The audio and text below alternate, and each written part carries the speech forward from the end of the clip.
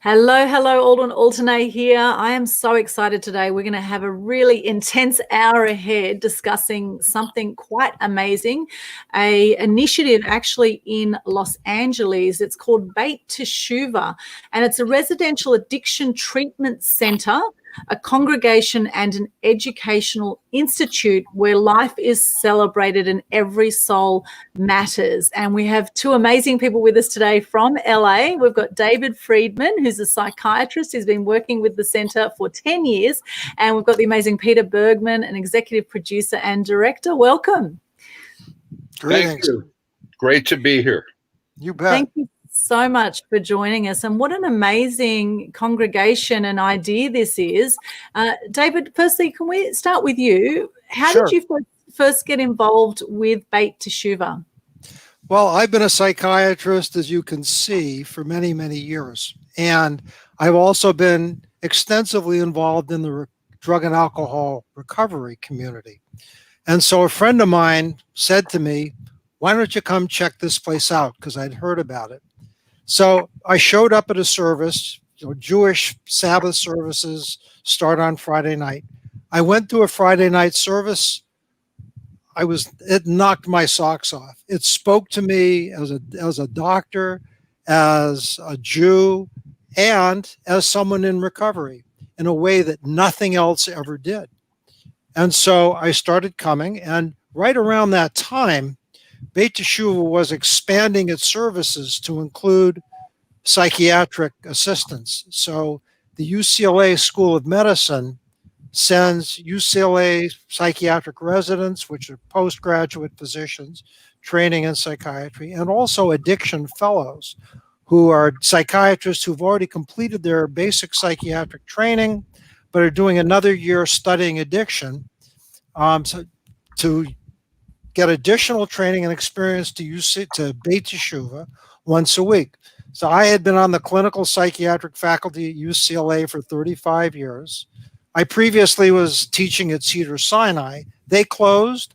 So this was a terrific opportunity for me to teach psychiatry and addiction psychiatry to young psychiatrists. I also provided free service to many of the people in the residential treatment center, and I provided consultation in psychiatry to the staff there. But the place is it's a magical, unique institution combining a spiritual focus, treatment for severe addictive disorders, and for severe psychiatric disorders. I really don't think there's anything like it. So my attachment to the place has just grown over the years.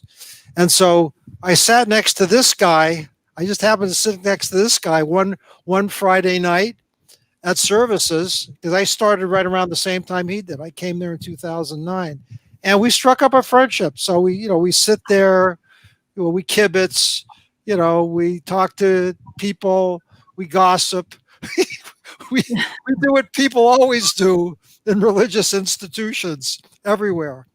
And so this is what I've been doing. And I've been going there. I go to the service almost every Friday night, and I donate my entire Wednesday to providing service and teaching to the UCLA postgraduate psychiatrists. Wonderful, wonderful. And Peter, how did you first get involved? Well, I had an employee that was addicted to meth and got busted, and I hired an attorney for her. And instead of sending her to prison for a period of time, she got a sentence of probation, and she had to go to classes twice a week. And 3 months into her probation, she was smoking meth in a car with her girlfriend at 3 o'clock in the morning, and got taken back to jail and called me.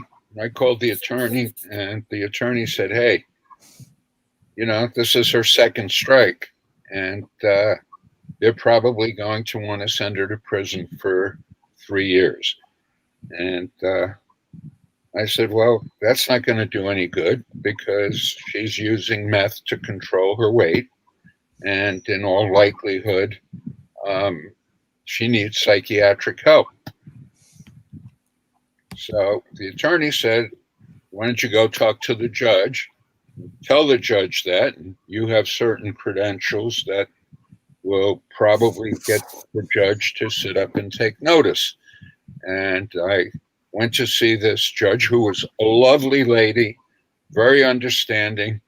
And I had asked 4 doctors that were friends of mine at UCLA, did they know of a rehab facility that also had psychiatric help? And 3 out of the 4 mentioned Beit T'Shuvah. So before I went to see the judge, I went to see the lady that started Beit T'Shuvah, who was this wonderful older New York lady who was as feisty as they come. And she and I had a terrific conversation. I explained the situation, and she said, go see the judge, tell them Beit T'Shuvah will take this person, and if the judge approves and gives her an alternative sentence, we'll get her out tomorrow. So I went to see the judge, and the judge said, well, you have to find a place based on what you've said that gives psychiatric treatments. And I said, I talked to Beit T'Shuvah. Her entire demeanor changed. And she said, oh, I know that place. It's wonderful. If they can take her, I'll give her an alternative sentence. And I said, well, Harriet, the feisty lady, had said that if you give her an alternative sentence, they'll pick her up tomorrow. And the next thing I knew, I got a phone call, bring her some clothes, bring her some bed sheets. She's here. And she started her 6 months of alternative service at Beit T'Shuvah, and apparently was very successful with it. She got out. I got her a job at a talent agency. She met a young man, and 2 or 3 years later, they were married. And now she calls me probably once a month to tell me how her little 2-year-old is doing. And she says, this is better than drugs. So it's a success story. But to go back to what David said, when I talked to that feisty New York lady, as I was leaving, she said, you look like such a nice Jewish boy. You should come to service on a Friday night and stay for dinner. Is that Harriet or not? Absolutely. Okay. So I took her up on it, and my mind was truly blown. That's right. Among other things, they've got a band, and frequently that band consists of people who may have been residents previously, who are in the music industry here in Los Angeles and are known artists. I'll give you an example. Let's fast forward. They, from time to time, will take the music of a famous band or famous artist and rearrange that music to fit prayers. So I walk in one Friday night, and who do I see on stage tuning his bass but Keith Richards? Wow. Rolling Stones. And I'm blown away. And I go up there and I said, Keith, what are you doing here? And he said, well, Len Goss, who was the music director, invited me because they're doing Rolling Stones music tonight. And I thought that was cool. So I flew in from Connecticut, where he lives with his gorgeous wife. And I thought it would be fun to do that. And lo and behold, not only did he think it was fun, but he came back 2 or 3 nights, Friday nights in a row. And uh, that Friday night, the first time I was there, Harriet, the director who had started the place, said, "So, how did you like it?" And I said, "If services were like this when I was a kid, I'd still be Jewish." It's true. It's true. The services are unique because they pull together addiction recovery, Jewish principles, and music in just a unique fashion. And I mean, imagine this, okay? I mean, when you go to most people who get admitted to a rehab, by the time they're admitted to rehab, they feel lower than whale shit. They feel like the most worthless, useless human being that can possibly exist. When you get admitted as a patient or resident to the Beit T'Shuvah facility, what they do is the entire congregation, and the sanctuary holds about 300-400 people. You get welcomed in. You get welcomed into a family. It's enough to unfortunately, since the pandemic, it hasn't been done because all the services are virtual, but it still sends a chill down my spine, because when a person lands in a treatment facility, you've usually lost everything or just about everything. Nobody gives a damn about them, or they feel nobody gives a damn about them. So the place puts its arms around you from day one. And that's how it works. That's really the secret sauce of this place. I mean, I can tell you, in a kind of a short version about the basic principles of addiction and addiction treatment. But what makes this place so unique is that people stay for a minimum of 6 months, more often for a year, sometimes a year and a half, sometimes 2 to 3 years. I mean, when you take a broken person, you can't get them well in 30 days. You can't get them well in 60 or 90 days because there's just too much that's broken and needs to be rebuilt. And that's what this place does. And it's nonprofit. We have people who come in and pay nothing. It's mind-boggling. And this is the kind of thing that makes you want to be a part of it, makes you want to give time, right, Peter? Money, and energy. This is what's so wonderful. I moved my production company, and I got a couple of guys from Beit T'Shuvah that I paid for their time and effort to help move equipment from one office to another. And one of the guys was so bright and so sharp that I hired him on the spot to work for the company. And he spent Steve Montoya. You may remember him, David. I don't remember him. I hired him on the spot to work at the company, and he was there for 3 years, and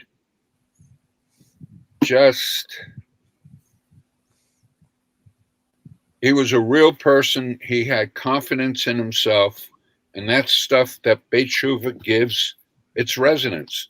And he was a star.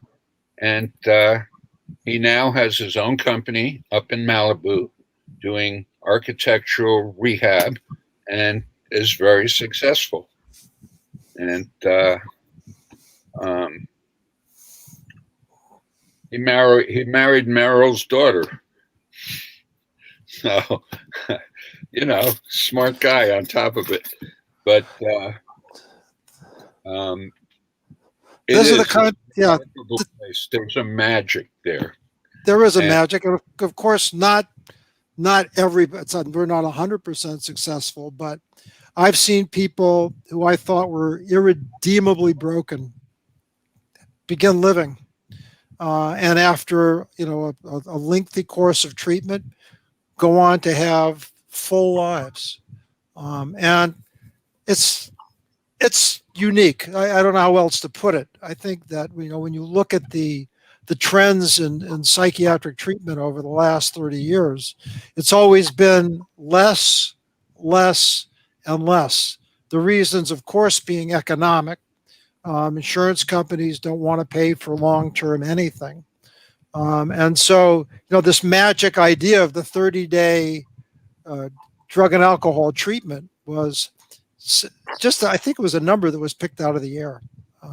You can't, if you've got a seriously broken person in 30 days, all you can really do is get them detoxed, maybe begin them in the 12 steps of recovery of Alcoholics Anonymous, and not a whole hell of a lot else.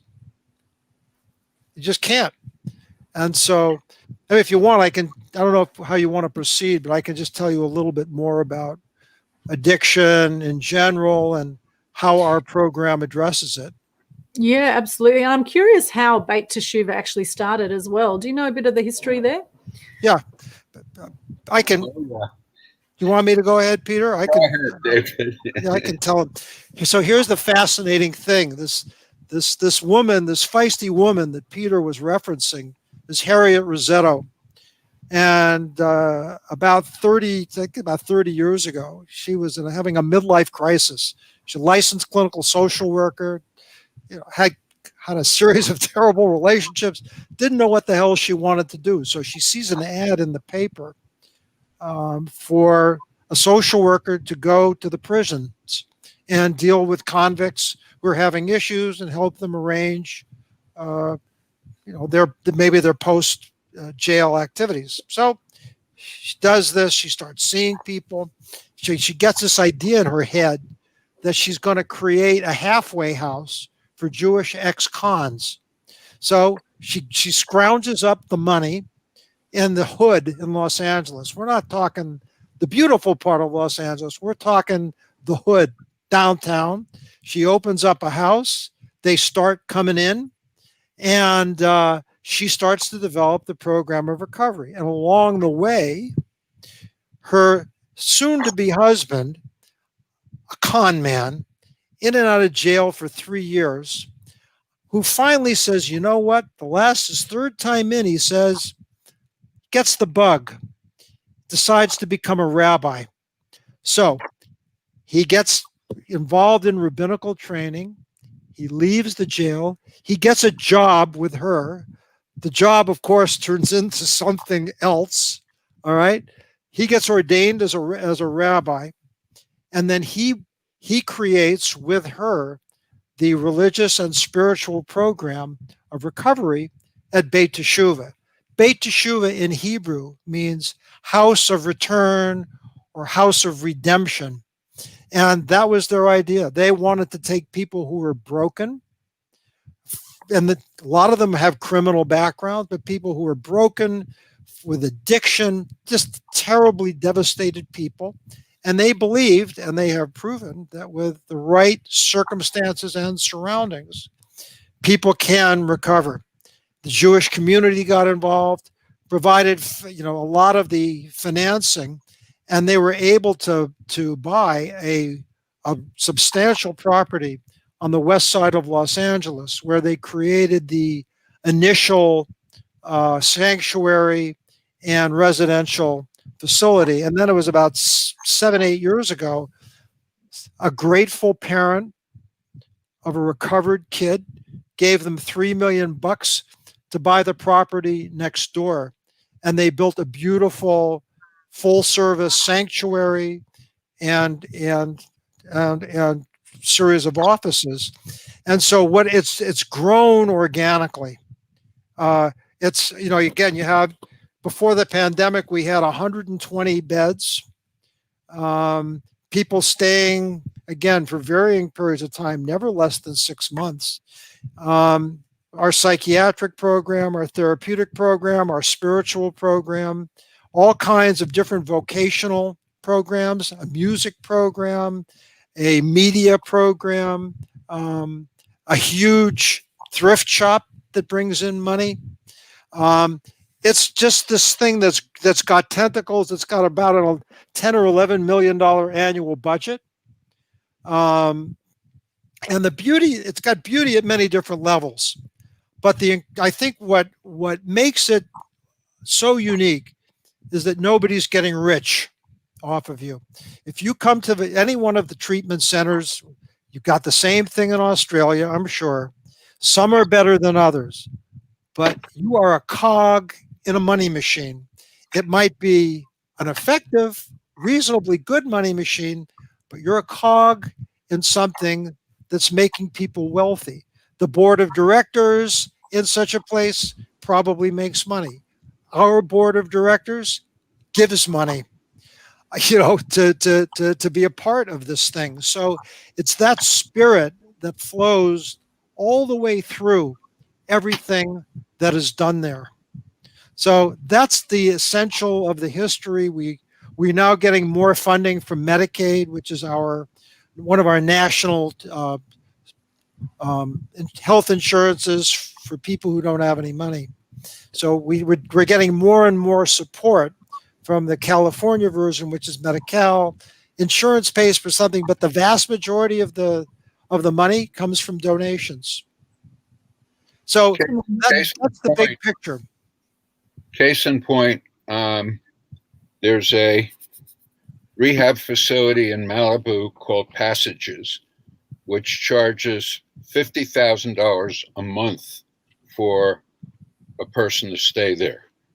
Wow. And at minimum. Yeah, minimum. At Beit TShuvah, it's either it's free or it's somewhere between $500 and $4,000. Actually, I think the retail price is even something as high as 10 or 15,000. Almost nobody pays that. And I mean, compared to what the prices are in most of these places, it's a fraction. It's a fraction. So go ahead. Beit TShuvah has been recognized nationwide as the gold standard for rehab, and 5 American presidents have invited Harriet and her husband to the White House in recognition of that, which is remarkable. And it's just, as I think both David and I have said, a magical place. They save lives. That's the bottom line. In a unique fashion. Yeah. And if you'd like, I mean, I can tell you a little bit more about the different elements of it and how it works. Sure. Yeah, I'd love to. Yep. Thank you. I'm going to give you, I'm not going to get too technical, but yes. I gotta give you a brief definition of what addiction is. It doesn't mean I eat too much chocolate. It doesn't mean I can't stop, binge watching, whatever the program is I'm crazy about. There's a definition, and I'm going to read it to you from the American Society of Addiction Medicine. So here it is. It is a primary chronic disease of brain reward, motivation, memory, and related circuitry. This is a brain disease. And imaging studies by a pioneer, Dr. Nora Volkoff, showed how that there are specific brain changes in all the various forms of addiction. So listen to this. Dysfunction in these circuits leads to characteristic biological, psychological, social, and spiritual manifestations. Now, psychological means depression and anxiety. Social means you can't get along in the world. Spiritual doesn't mean religious. It means that you've lost your moral and ethical compass. You don't know how to deal with other people. You don't care about other people. That's basically it. So you have all of these things become damaged and defective. Biological, psychological, social, and spiritual. So here's the secret sauce of Beit T'Shuvah. I don't know of any other place that addresses all 4 of these elements. If you don't address all 4 of these aspects, you're going to miss out. You're not going to get the best result. So that, in my way of thinking, and based on what I've seen over the last 10 years, is what makes our program so incredibly unique. The biological part has to do with co-occurring psychiatric problems. A high percentage of people who wind up in a treatment facility have a psychiatric illness, depression, anxiety, bipolar disorder, what have you. So I think it makes sense to understand if you don't address that medically, how are you going to stay sober? So that's what we psychiatrists do. There's also medically assisted treatments. There are some medicines that we can use to help people not relapse, both in alcohol and on opiates. So we get involved in that as well. The psychological element, we have therapists there, trainees who are supervised by licensed people who provide the therapy. We have the social milieu, and here's the most amazing thing. You have a community that's built around fundamental spiritual principles. Now, it happens to be a Jewish place. 30% of our residents aren't Jewish. We talk about the spiritual part has to do with learning for the first time or relearning how to be a decent person in the world, how to be accountable, how to be honest, how to be compassionate. Because what happens in addiction is that your brain gets hijacked by the dopamine that gets created from your gambling disorder, your sex addiction, your alcohol use, your cocaine use, whatever it is. So that part of your brain that used to give you the capacity to think and reason gets fundamentally altered by addiction. So all of these programs that we're involved in there try to build back that part of the brain up, the prefrontal cortex, that enables you to think and reason and function. And the last part, which is also part of our community, is the spiritual part. Everybody there is given a spiritual counselor. Now, again, we're a Jewish place, we're a synagogue. So we have a number of different chaplains. We have rabbis in training. But the core principles of all the major religions are the same, unless they get perverted by fundamentalism or extremism. So the core principles involve decency, compassion, honesty, accountability, admitting when you're wrong. And if a drug addict doesn't learn how to do that, relapse is inevitable. So the secret sauce is our community based upon the principles, the spiritual principles, Jewish spiritual principles that Harriet and Rabbi Mark Borovitz put together. There's also a very sophisticated program that was written up by two of our members called One Grain of Sand. And essentially, each stage of the recovery process, people have to complete certain treatment tasks, certain developmental tasks in order to move on to the next. And the key to it all is, love, compassion, accountability, and time. It takes time to heal a broken person. And that's what we've got. And it's, you don't find that anywhere else. So the whole point, if you have 4 components to addiction, if you don't address all 4 of them, you're not going to be successful. And that's what this place does in a way that, to my experience, is unique. And, it's the best day. I told Peter this too, the best day of my week when I'm there on Wednesday. I'm around my people. I'm around drug addicts and alcoholics. I'm around the staff. And I can do something that's useful. And I help young doctors learn about this thing in a way that they don't learn about anywhere else. Most psychiatric training functions almost exclusively on the biological treatment of mental illness. And so what this place gives them is a more better rounded understanding of how we treat complex mental disorders and their intersection with addictive disorders. So that's the essence. That's the essence of what goes on there and the That's treatment program. wonderful work that you do. That is just so fantastic to hear that. And, you know, they say there's no greater purpose than being of service. And it really is so fantastic to be able to serve people like that. And particularly, as we know, a lot of people are turning to drugs because they're looking at ways to escape reality or their version of reality, or numb the pain, whatever pain they're feeling, or trauma or grief or whatever it is from the past. How bad is the situation in LA currently with drugs? Well, I don't really.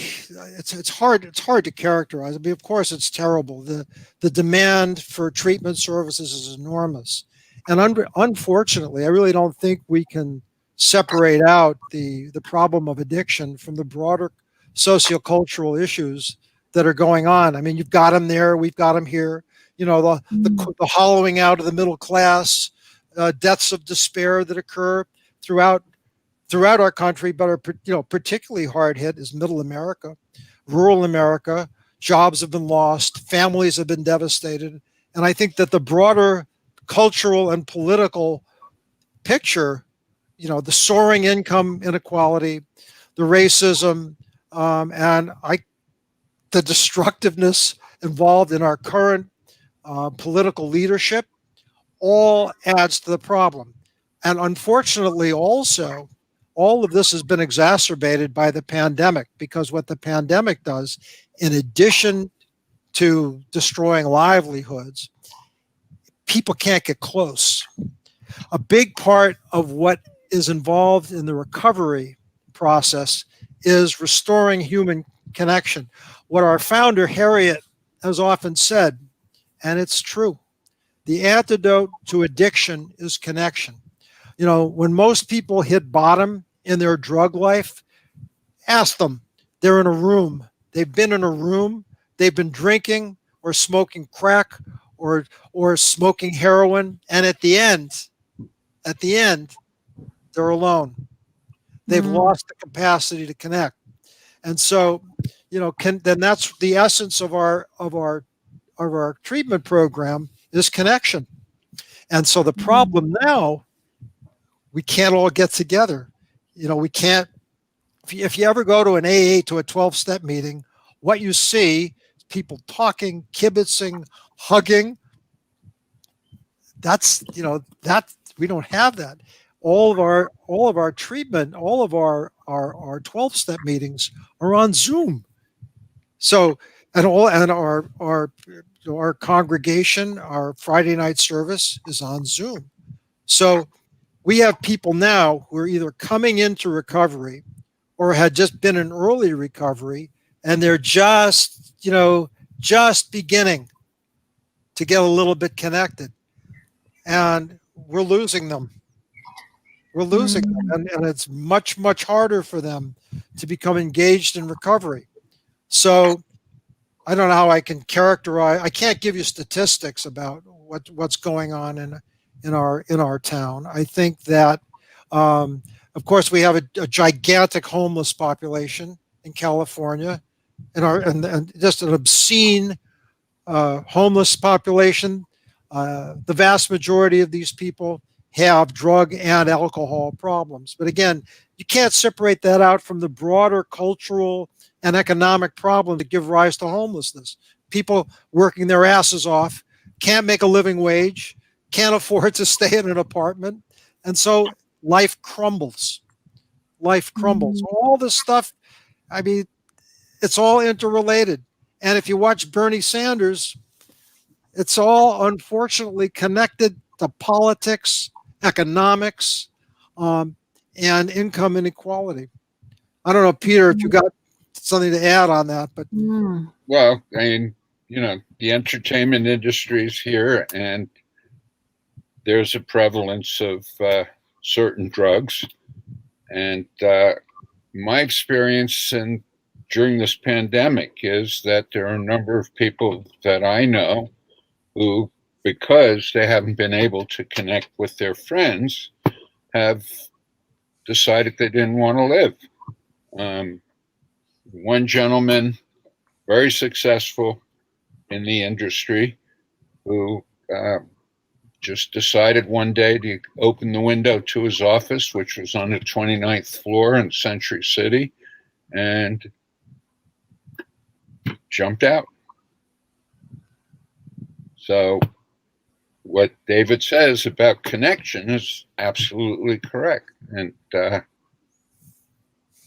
that's part of the human condition, connecting with other people and relating to them. And that's one of the things that when I first came to Beit T'Shuvah, and I'm what Rabbi Mark used to call a normie because I didn't have an addiction other than making TV shows.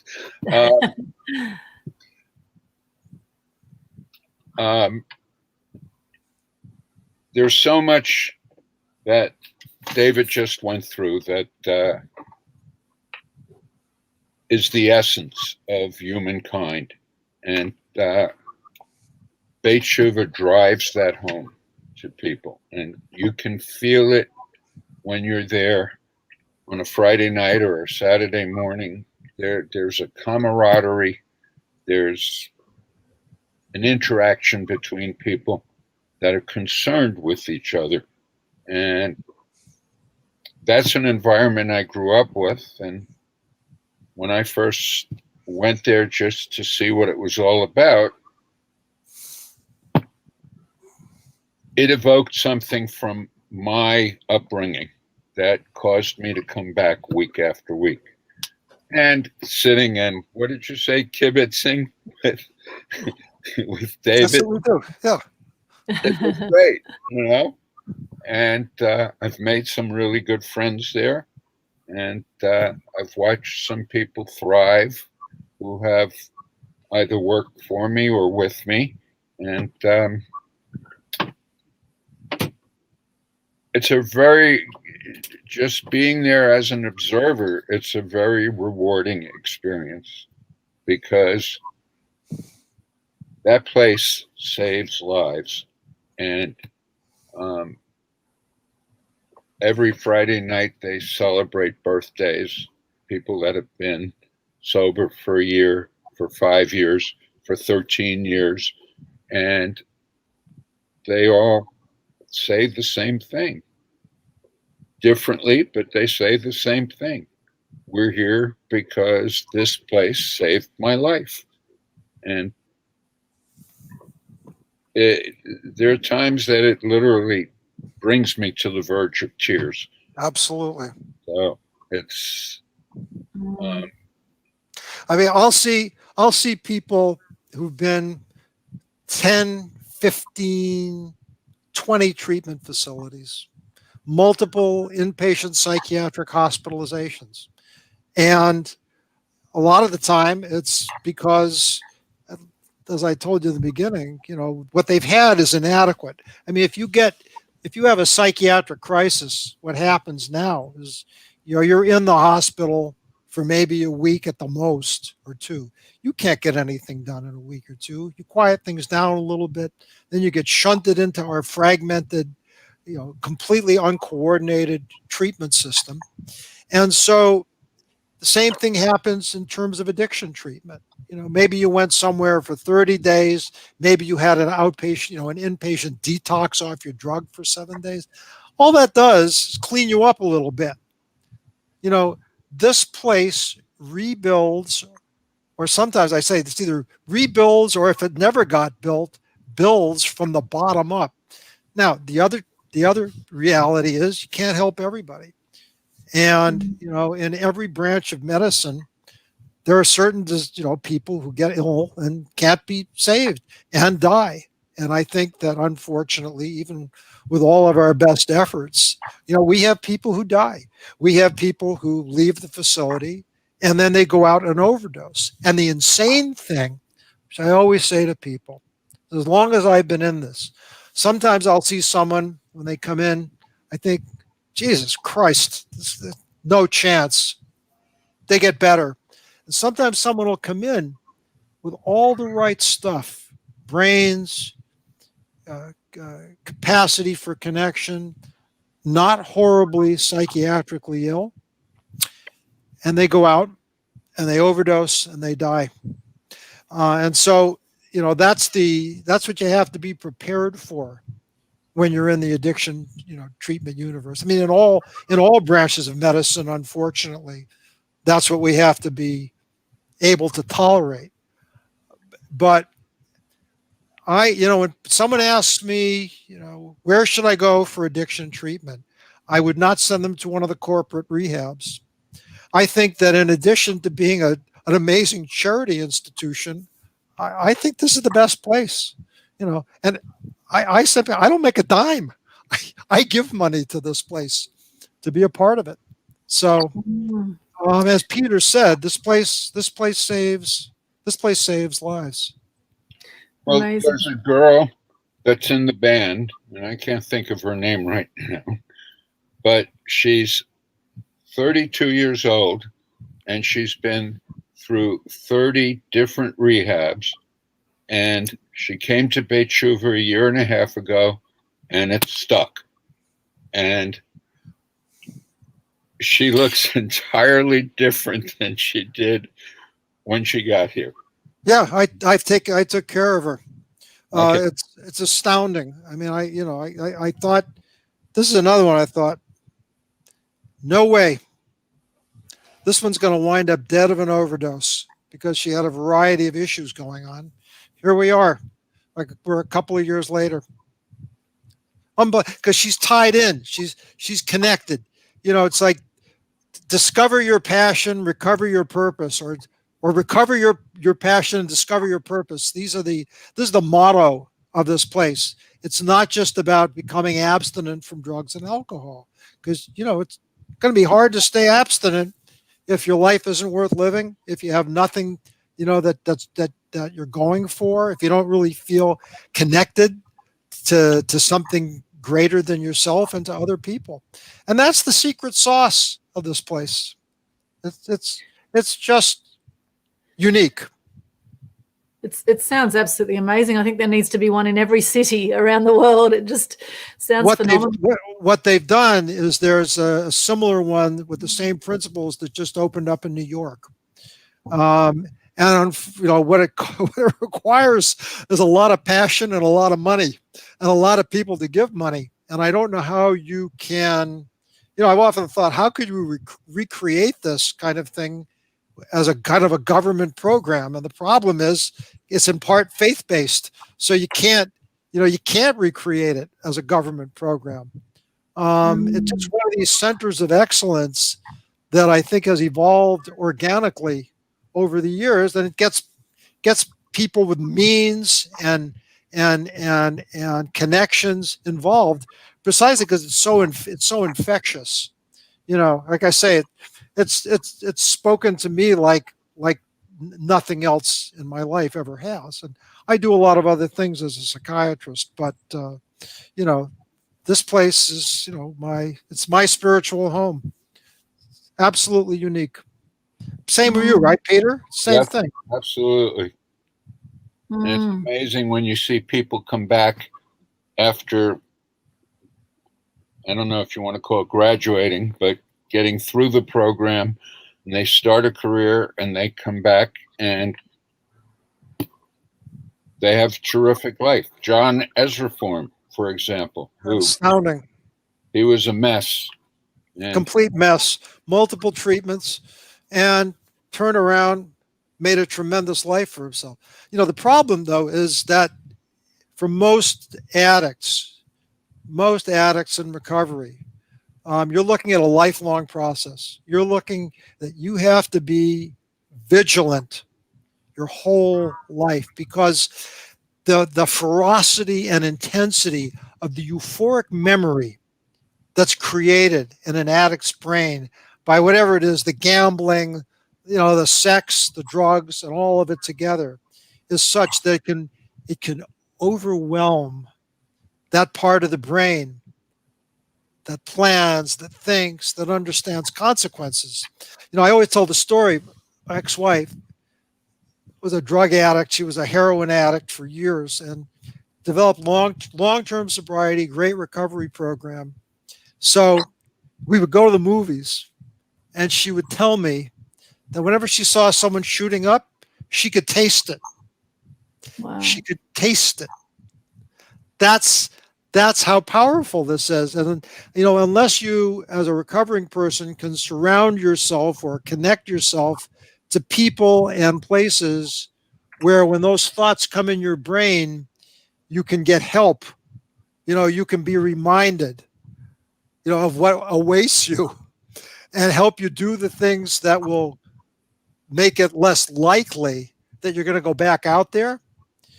I mean, that's what's so essential. But we get better, but we never get well. We get better, but we never get well. And it's a chronic illness, and it's a brain illness, and it requires multimodality treatment. So it's like, my beef is like, there's this in addiction, the addiction world. There's an article in the New York Times about this a few months ago too. You have the facilities that are heavily focused on the spiritual recovery program. And then you have the experts that are focused on the medically assisted treatments, Vivitrol, which is injectable naltrexone, which keeps you from,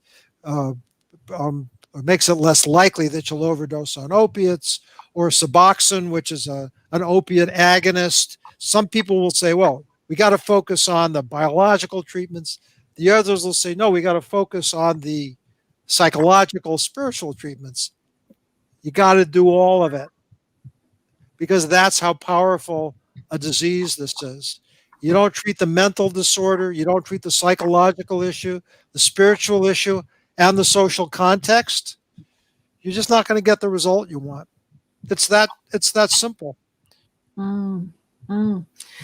Yeah, they say life is like a roller coaster ride, right? You have times when you go down, you have times when you go up, you go round and round. I think that's for everyone, whether you've got an addiction or not. I guess some people have chosen to turn to certain drugs or, ways of coping. Their coping mechanisms have been that way, and then they become addicted to that. And through that addiction process, I guess there's a lot of highs and lows. There's probably high adrenaline at times, and so to help someone off that adrenaline thing that can happen, the hits that can happen with every drug hit, that, as you say, it's multi-dimensional. Well, let me tell you the process. Unfortunately, I mean, initially, if you look at the dopamine part, the neurotransmitter, in the beginning, it's very intense. But what happens is that your brain adapts.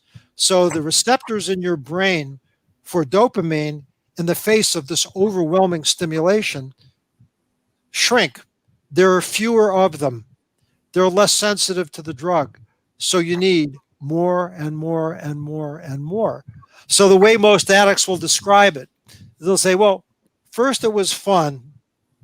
Then it was fun with problems. And then it was just problems. So the euphoric effect of the drugs and the acting out behavior, the gambling, whatever else it is, because of the brain mechanism involved, shrinks. That's the problem. So, if we could all just get high and stay high, it would be terrific. But your brain doesn't work that way. Your brain doesn't work that way. And so the other part that happens, if the basic psychological thinking about the origin of addiction is that people have some deep-seated shame, low self-esteem, some fundamental thing that happened as a result of early childhood experience. So to counteract that, they get loaded, they gamble, they whatever the hell they do. And then the consequences of that usually tend to be pretty horrible. What does that do? That makes them feel more shame, lower self-esteem. What's the solution? More drugs, more acting out. So that's how the cycle keeps going and going and going. And that's what makes it so difficult to break. You have the dopamine component, and you have the psychological component. And so if you don't get help to stop, you can't begin to work on both angles. What do you suggest to families who are maybe dealing with someone in the family who has an addiction, or someone they know, maybe someone who has a friend who's addicted? What do you suggest they do to help with this? The most important thing I think that anybody can do who is dealing with a loved one, a close friend, a parent, is there is a program for people, a 12-step program that helps people who have loved ones who are dealing with addiction. It's called AlAnon, not to be confused with Alcoholics Anonymous, but it basically employs the 12 steps of Alcoholics Anonymous. And in its essence, the idea is that people have to learn how to take care of themselves, and they also have to learn to not enable the addict or alcoholic in their family. Now, I have a woman who's been my employee for 30 years. And I've known her and her daughter since her daughter was born. And I love her dearly. I mean, she's like family to me. Her husband, severe alcoholic. Severe. Guy hasn't functioned in 30 years. Up until now, she's never been willing to say, either you get into treatment, or you move out, or I move out. In other words, people have to be willing to let go with love. That's the fundamental principle of AlAnon.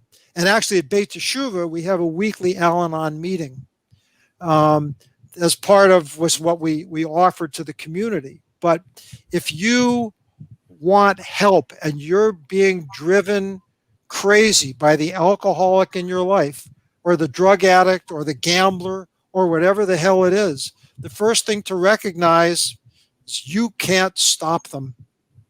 You can't control them. The only thing you can do is take care of yourself. And if it need be that you have to break off communication with them, so be it. So, I mean, I think the AlAnon family groups, I'm sure they exist in Australia. Just Google AlAnon family groups.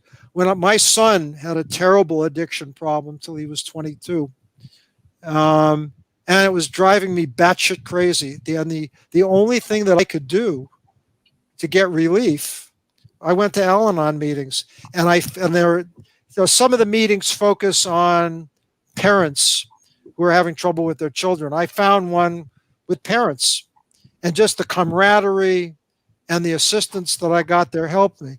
So he got sober when he was 22. He's 40. He's 18 years sober. He's happily married, beautiful wife, 2-year-old baby girl. I mean, this is what the world of recovery did for him. But if you have a loved one that's struggling with this, get help yourself. Don't think you can fix it. Don't think if you're nicer, if you're better, if you're kinder, if you're more loving, if you throw more money at it, that you're going to help them. That's just going to make them sicker. It's just going to make them sicker. So I think the AlAnon family groups are really the best resource that I can think of. Yes, they say you can lead a horse to water. You can't make the horse drink, right? Right. So with these 12 steps then, would you like to share, or do you know some of these steps that maybe could help people right now? The 12 steps were the Alcoholics Anonymous program was developed 70 years ago by a pair of alcoholics. Bill W. was a stockbroker, a horrible alcoholic. Dr. Bob was a surgeon, couldn't stop drinking, couldn't stop using. So what they realized is that all the other programs, that no doctor could fix this, and that what helped them was that one alcoholic talking to and helping another, because that way they wouldn't feel criticized, they feel understood. So the 12 steps of Alcoholics Anonymous developed out of their work with a group of other alcoholics who gradually formulated these things. So I think that anybody who wants an introduction to this, simply Google Alcoholics Anonymous. There's a couple of seminal books that describe how the program of Alcoholics Anonymous works. The big book of Alcoholics Anonymous is a basic text that was devised 70 years ago. There's also something called 12 Steps and 12 Traditions, which is a kind of a handbook that describes the 12 steps of Alcoholics Anonymous. And I can't, and the whole principle of it is that with a group of alcoholics and what is called a sponsor, which is someone who has gone through and worked the 12 steps of Alcoholics Anonymous. One goes through this with the sponsor, addresses the issues that are involved, and essentially it begins with abstinence. The part that tends to throw a lot of people off is that there's a lot of God in the Alcoholics Anonymous program. And unfortunately, if you've had a miserable time with religion, that can be a very difficult thing to overcome. I think that the whole notion is that you have to turn over your will to a higher power. Well, what that really means is you have to take advice from others. You need to follow the principles and methods that have helped other people to become sober if you want to become sober. So that's really what the 12 steps are about. And of course, the first step is that you have to realize that your life is unmanageable, you are out of control, and you need help. And that's the first step. And if you can't do that, chances are you're not going to go any further. And the rest of them, you learn and you manage over a period of time. Beautiful. Peter, would you like to add anything to that, or what your experience has been like? David's been very articulate and Yes, certainly covered pretty much the whole spectrum. And in my head, Beit T'Shuvah is an oasis, and people come there and not to bring a religious tone to it, but are resurrected as human beings. It's just a remarkable, miraculous thing to observe, and it just touches me on a very deep spiritual level, and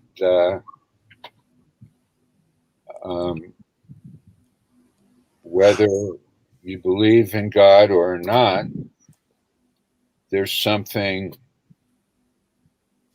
very special about that place and very special about how the residents there respond to it. There's a couple of books I would recommend. The rabbi has a book called The Holy Thief. That's his nickname. This guy was a two-bit con man, in and out of prison before he got sober and became a rabbi. So his book is called The Holy Thief, and it's by Mark Borovitz, and it was written with someone else.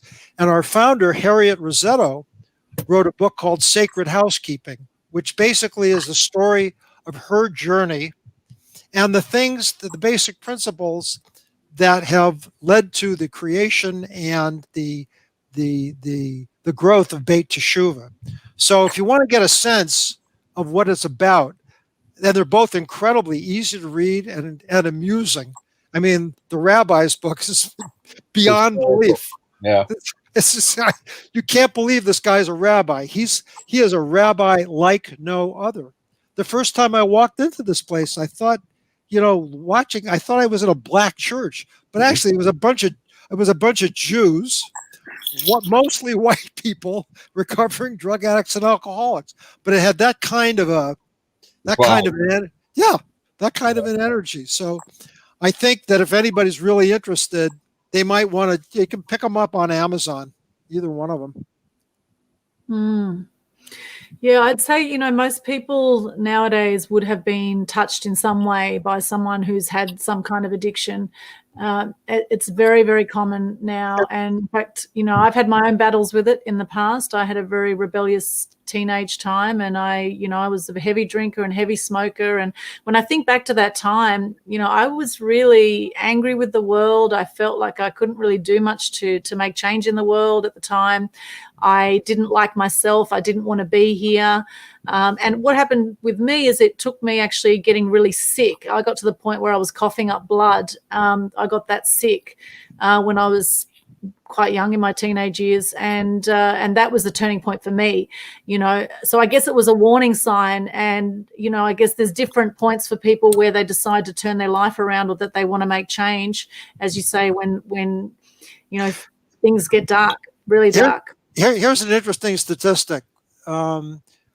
Roughly, I think the number, there was a study by a psychiatrist, I think it was George Valent. And the interesting thing about alcoholism is that roughly around 20 to 30% of people, kind of like you, people who had an addiction problem, wind up becoming abstinent. I mean, something like, you got sick as hell. Now, a real alcoholic would have gotten sick as hell, would have gotten better, and then, another few months or a few weeks would have been drinking again. So you were a heavy drinker or whatever the hell it was. But the interesting thing is these people maintain their abstinence, but they don't necessarily change who they are and what they are and how they behave.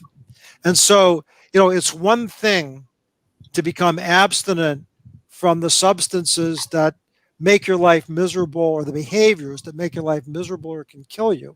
But it doesn't necessarily make a happy person. It doesn't necessarily make a better person. So, for most people who have this kind of a problem, unless they do something to change the way they experience themselves and behave towards others, even if they maintain abstinence, they still may be miserable, horrible people. It's what they call in the big book of Alcoholics Anonymous a dry drunk. Basically, someone, who's miserable and is a nightmare, but they're not drinking anymore. So there are people who can indeed become abstinent from drugs and alcohol, but, their quality of life may not improve. And then there are some, I've got a good friend. I got a doctor buddy. He was a crack smoker. This guy, an inveterate crack smoker, wound up losing his license, got into recovery, didn't get it back. His life took him like a 5-year odyssey of coursework and recovery and rehabilitation. He's now about 13 years sober, never goes to AA meetings, never has no psychiatric care of any kind, and he's a great guy.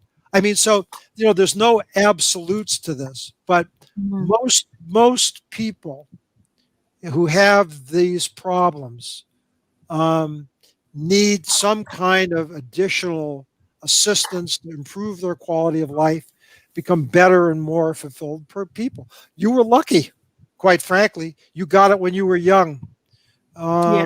It hit you when you were young, and you had the resilience and whatever other fortunate characteristics that allowed you never to go back there.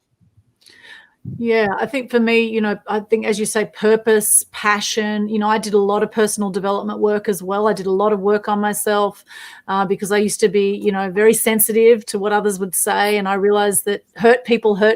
And I didn't take everything on board after a while, after doing work on myself and realizing that, hey, I can make a difference. And, I am here for a reason. And, it's time to speak up and to go and do something I'm passionate about. And I think when I found my passion as well, in the media, helping, give a voice to issues such as this and things that I saw in the community that I wasn't happy about, that really gave me a big sense of purpose to be able to make a difference. And I think thinking beyond yourself, how you can make a difference and contribute to the world. And a lot of people just don't have that self-belief in themselves, that become addicted. There was a guy named Viktor Frankl who was a concentration camp. So you're familiar with him? Man's Search for Meaning? Yes. And basically what he said, somehow this guy was able to maintain some degree of hope, coming out of the concentration camp. And his whole psychological theory, man's search for meaning, was that to develop a sense of wholeness, you have to have a sense of purpose. And there was a neuropsychologist, I can't remember his name at the moment. Basically, this is a brilliant Canadian neuropsychologist who was a hope-to-die drug addict himself, and has had his own recovery. Wrote a fascinating book, and essentially came to the conclusion, a pair of books, that same kind of thing, that in order to maintain sobriety and to have a decent life, you have to develop some sense of purpose, some sense of usefulness, some sense of interest in something. And otherwise, it's going to be a very rough go.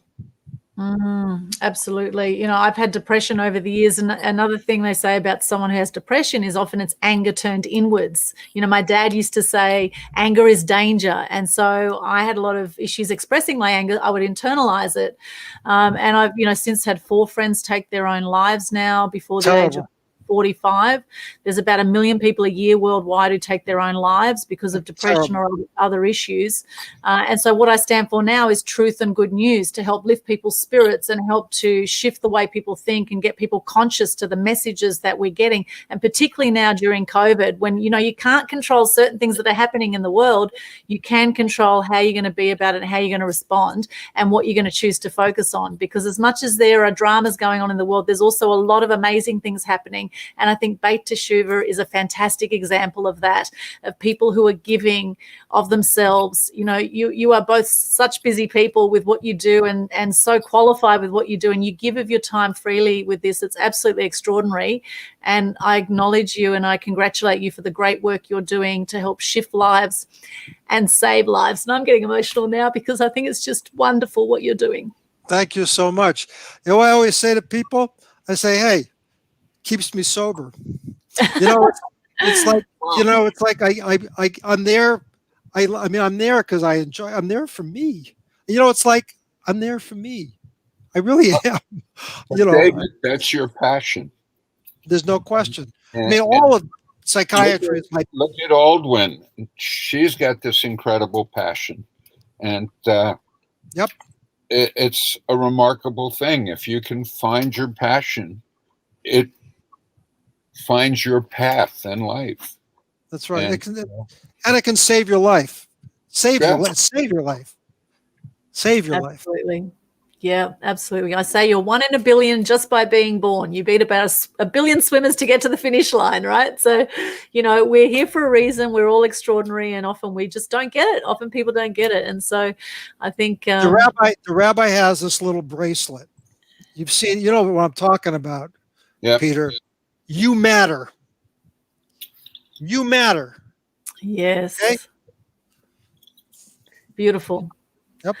I love it. I could chat to you guys for so much longer. I know it's probably late where you are. What time is it in LA right now? It's 8:40. 8:45. Okay, about 9 p.m. It's about nearly 2 p.m. here in Australia on the Gold Coast. And it's just been so wonderful talking to you. Are there any final words you'd love to share, or any other pearls of wisdom with our viewers? Well, David, you just said it.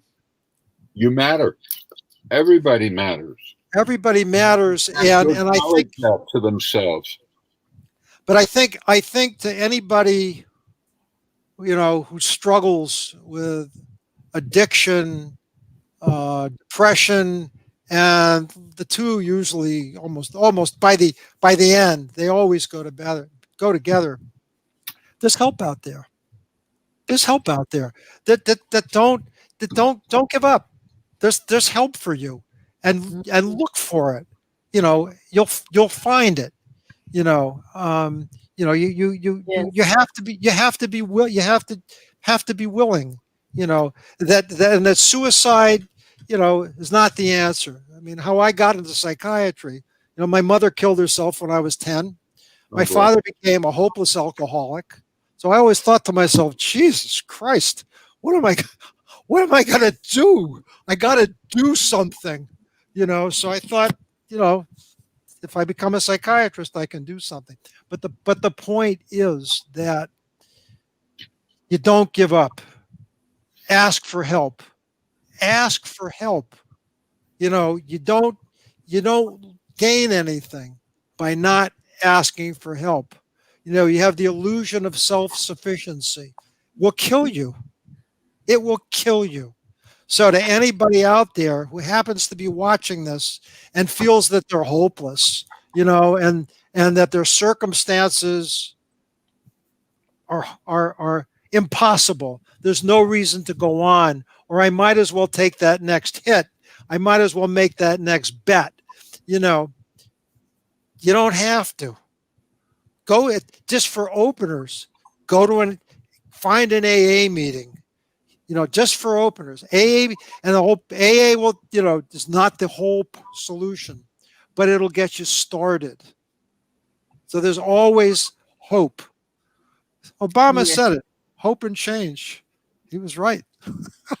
Yes, there's always a light at the end of the tunnel.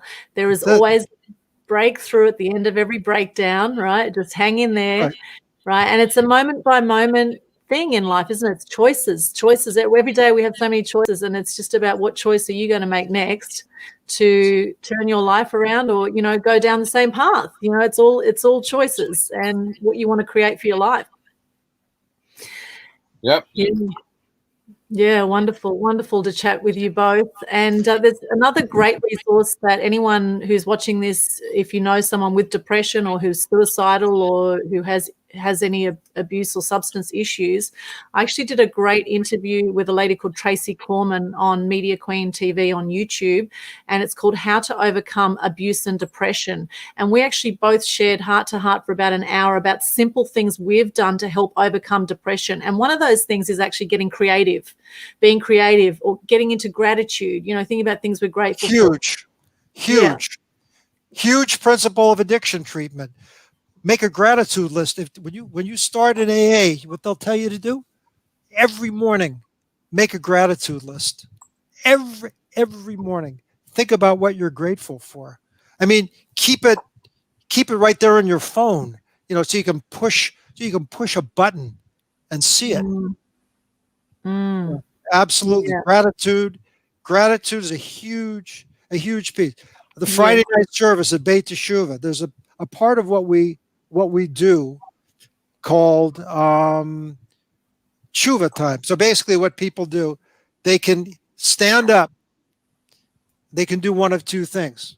They can talk about an apology that they need to make or what they're grateful for. So it's a great antidote to hopelessness. Yeah, I love that. There's a guy called Nick Vujicic out there. He's an amazing speaker, and he's actually got no arms and no legs, this man. And he is one of the most inspiring men I have ever seen. And whenever I find myself where I get in a state of whinging about something, I will think about Nick Vujicic. You know, and they say that people wonder what shoes to wear, and there's people with no feet out there. You know, so there's so much we can be grateful for, so much we can be grateful for. And I think getting into that gratitude space, and, you know, part of what I do, I'm a stand for truth and good news in the community to help lift people's spirits. And I think there's something we can. Thank you. Thank you. It's something we can all do, I think, to help lift people's spirits out there. And another thing I love to do to help overcome any dark moments that I might have is I go to the beach. Do something you love. You know, what is it that you love to do? For me, it's the beach. That's my solace. I go to the beach. I throw myself in that ocean, even if it's cold, and it's just so rejuvenating and refreshing. You got beautiful beaches. Are you in Sydney or? I'm on the Gold Coast. Gold Coast is stunning here. Oh. Yeah, a lot of people from Sydney are moving up here. Actually, this is really. We're trying to. The Gold Coast is which towns? It's just south of Brisbane and in Queensland. It's north of Sydney. I see. Yeah, it is stunning here. It's 37 kilometres of beaches on the Gold Coast. I guess like LA's got beautiful beaches as well. Yeah, cold water. Yeah, cold water. Cold water, beautiful beaches. We do. Cold water. Yeah, we have stunning beaches. Very, very grateful for the beautiful world we live in. So much to be grateful for. Thank you so much for joining me today. It's been an absolute pleasure. And if anyone wants to find out more about Beit T'Shuvah, just go to BeitTShuvah.org. Beit T'Shuvah. We've got it written also in here. There's a Facebook page, I believe. There's other places people can connect. Is that right? With Beit T'Shuvah. Is there a Facebook page too? I think there is a Facebook page. I'm sure there is. Oh, But yeah, the other thing absolutely. too, listen, if you're Jewish, or even if you're not Jewish, if you want to come to one of the services, go on the home page, look under the upper right hand corner, you'll see just live stream. Just hit that at 6:30 LA time every Friday night. 6:30 LA time, live stream. You'll see our whole Friday night service. So it's a unique experience. Wonderful. That's great. And you've opened up to the whole world now. See, there's some positives of COVID as well, right? We can connect virtually. Exactly. Well, thank you for having us. Thank you for having us. I love talking about this. It's been terrific. I love talking about this place and this process. So thank you so much. Thank you so much for your time today. Thank you, David Friedman, Peter Bergmann. It's been absolutely extraordinary. Thank you to Lynn Santa for making the connection. Lynn, I can see she's been watching this. Thank you, Lynn, for the connection here. And keep up the amazing work. And I really do believe that together we can make a difference. No question. Thank you. No question about that. Thank you so much. All the best, and we'll be in touch. Okay. Bye for now. Bye. Bye.